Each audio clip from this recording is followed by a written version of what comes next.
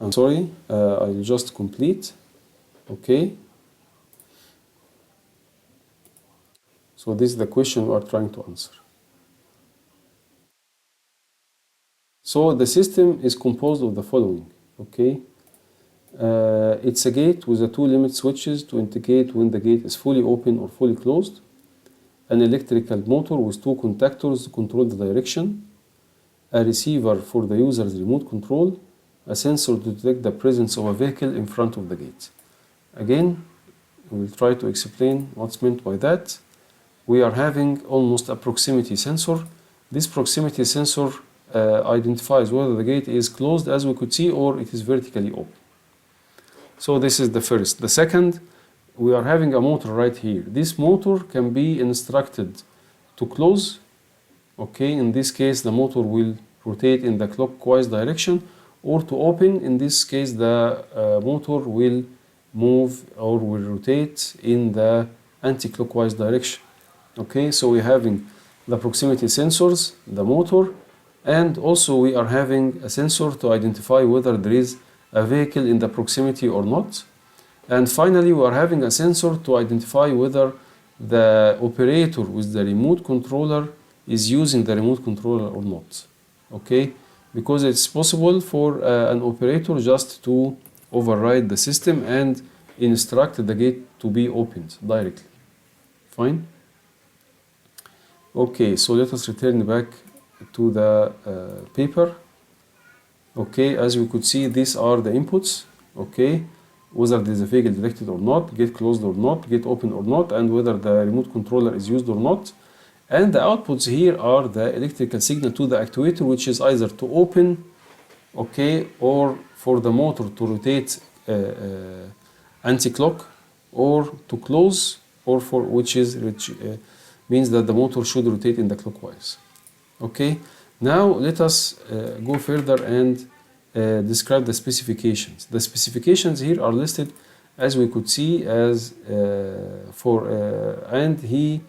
they were having 7 specifications. Okay, the first 3 are related to liveness. Liveness means that we have a specific event that is required when we are at some state. For instance, when the system senses the remote control, the gate should just open, must be open. This is aliveness. Okay, and this is needed for safety also. Number 2, when the gate is open with no requests, the gate should close. Okay, this is another liveness. If there is nothing to be done and the gate is open, then the gate must close. If the gate is not totally closed, the detection of a car should cause the reopening of the gate. If the gate is not closed yet, and if a car just occurs, then the gate should open. These are related to what's so-called liveness. Liveness means that an event must be activated. The other ones are related to the safety. Okay, the specification 4 and expresses a safety. Specification 5 express constraint. Okay, so for instance, the gate should never be simultaneously controlled to open and close. This is probably needed to make sure that the motor will not be damaged. Okay, and the same for 5, for 6, and 7. Fine. So these are the specifications. Okay, now he will describe the problem to be solved. We need a code to be implemented on the PLC, okay, to compute the output signals, whether it is on or off, as a function of the states. And the states again are provided by the inputs. Okay, as we could see, there is a very strong relation between studying PLCs and the discrete event systems and the supervisory control theory. The authors are trying to provide some insights. Okay, it is clear for anyone who studied supervisory control theory understands what's meant by parallel composition. Okay, and understands what's meant by supervisor. So let us go to the design of the plant or the model. Okay, he is mentioning here some methodology. The methodology is as follows. We need to identify the boundary of the model. We need to define a list of events. Okay, this is very important here right now. The list of events for the PLC in general are associated with a Boolean either the 0 to 1 rising edge or 1 to 0 which is a falling edge. Okay, I believe it is similar to this diagram. Okay, as we could see this diagram, this is a typical diagram for PLCs. Okay,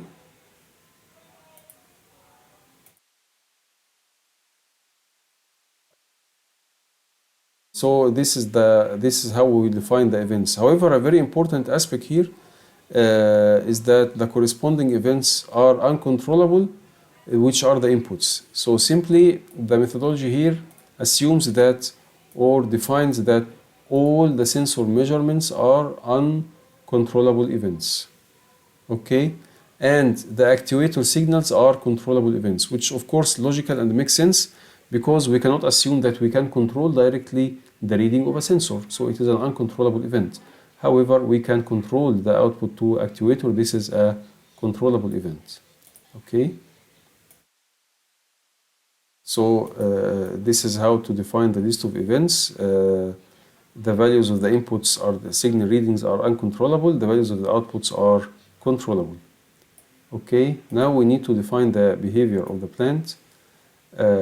So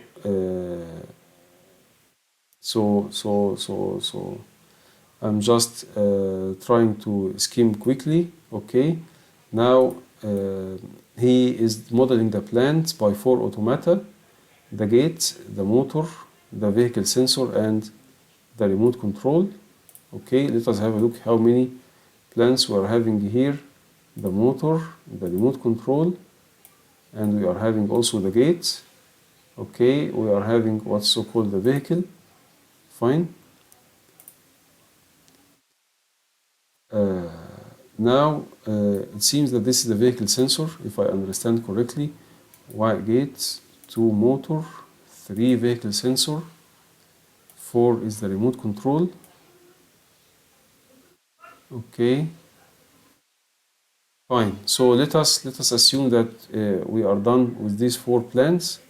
Now we need to model also the control unit. Okay, the control unit is controlled as you can see, it's just having 2 states. Either it is reading the sensor. Okay, it is called sigma UE. Sigma UE simply is the set of all uncontrollable events.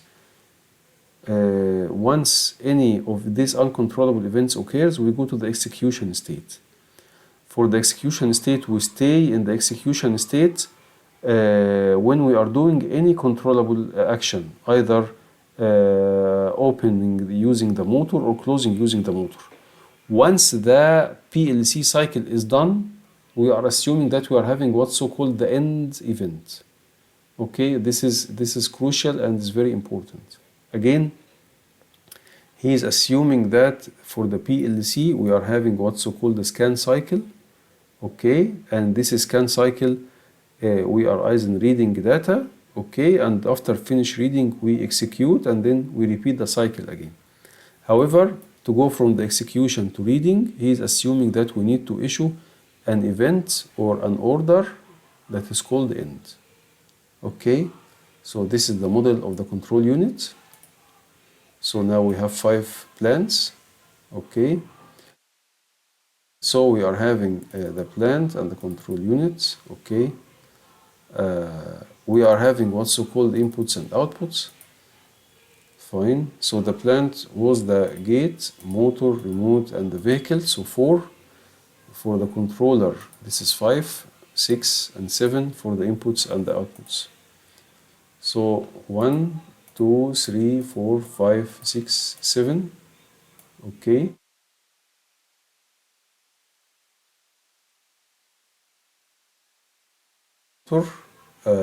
And the remote and the gate and the vehicle, these are the 4. 5 is the control unit. Now we have 2 things for the output, for to close and to open. Fine, these are the plants. Now let us have a look about the specification. Okay. They already mentioned the specifications are separated into safety and liveness. Okay. I've explained what's meant by safety and liveness. Now, this is a safety specification for the motor. This is a safety specification for the motor, and he tried to explain how he derived this safety specification. I will stop the video here just for size constraints.